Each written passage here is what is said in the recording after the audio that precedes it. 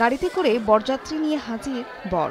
Gate পেরিয়ে বিয়ের হলরুমে আসেন অতিথিরা। বিয়ের আগের দিন বৃহস্পতিবার রাতে সহপাঠী ও অতিথিদের উপস্থিতিতে নাচে গানে কনেকে বিয়ের মেহেদিতে রাঙানো হয়।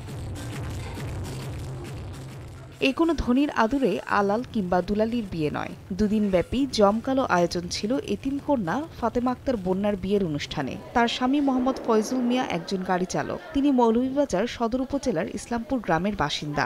ছোটকাল থেকে চিটাগাঙে বড় হয়েছি। এখন আমি মৌলভীবাজার সিলেটে আছি। মাথার কাপড়ে 6 বছর ধরে যাবত এখানে আমি থেকে সেলাই মেশিনের কাজ শিখছি এবং ছাত্ররা আমারে খুব আদর যত্ন করছে। আমরা নতুন জীবন শুরু করলাম, আর যাতে সামনে আমরা আগামী দিনের ভবিষ্যৎ আরো সুন্দর করে গড়ে তুলতে পারি, এটাই আপনাদের কাছে আমাদের দোয়া কামনা রইল। সবাই আমাদের জন্য দোয়া করবেন। মৌলভীবাজারের মাতার কাপন এতিম ও প্রতিবন্ধী মেয়েদের কারিগরি প্রশিক্ষণ কেন্দ্রে গত শুক্রবার এই বিয়ে অনুষ্ঠিত হয়। সেখানে ধর্মীয় মা বাবা হিসেবে উপস্থিত থেকে বন্যাকে বরের হাতে তুলে দেন জেলা সমাজসেবা অধিদপ্তরের উপপরিচালক মোহাম্মদ হাবিবুর রহমান। আমাদের ফাতেমা আক্তার বন্যা, সে অনেক বিনয়ী এবং নম্র। আমি যতটুকু দেখেছি, আমার তো 2 মাস হলো এখানে জয়েনিং, তো ওকে আমি দেখলাম অনেক শান্ত। আজকে আমরা আল্লাহর কাছে শুকরিয়া আদায় করছি যে মেয়েটাকে আমরা পাত্রস্থ করতে পেরেছি। বন্যাকে চট্টগ্রাম শিশু পরিবারে খুব কম বয়সে পাঠানো হয়েছিল। সেখান থেকে তাকে মৌলভীবাজারের এতিম ও প্রতিবন্ধী মেয়েদের কারিগরি প্রশিক্ষণ কেন্দ্রে পাঠানো হয়। বন্যা টেইলারিংয়ে প্রশিক্ষণপ্রাপ্ত।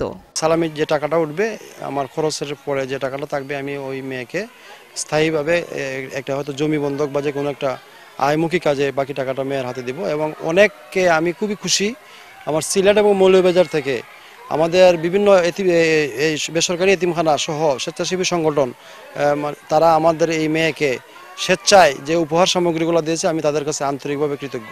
সে ঠিকানাবিহীন মেয়ে, এই জন্য আমরা সমাজসেবা সবার উদ্যোগে, আমাদের ঊর্ধ্বতন কর্তৃপক্ষ সবার উদ্যোগে আমরা মেয়েটার এখন পুনর্বাসন করার জন্য, যখন যেহেতু মেয়েটার 18 বছর হয়ে গেছে, তার ঠিকানা নাই, তার কোনো আপনজন নাই, তখন আমরা সবাই যৌথ উদ্যোগে আমরা মেয়েটারে পুনর্বাসন, বিবাহের মাধ্যমে আমরা পুনর্বাসন করতে চাইছি। মৌলভীবাজার এতিম ও প্রতিবন্ধী মেয়েদের কারিগরি প্রশিক্ষণ কেন্দ্র থেকে এই পর্যন্ত 18 বছর বয়সী 4 জন মেয়েকে বিয়ের মাধ্যমে পুনর্বাসিত করা হয়েছে।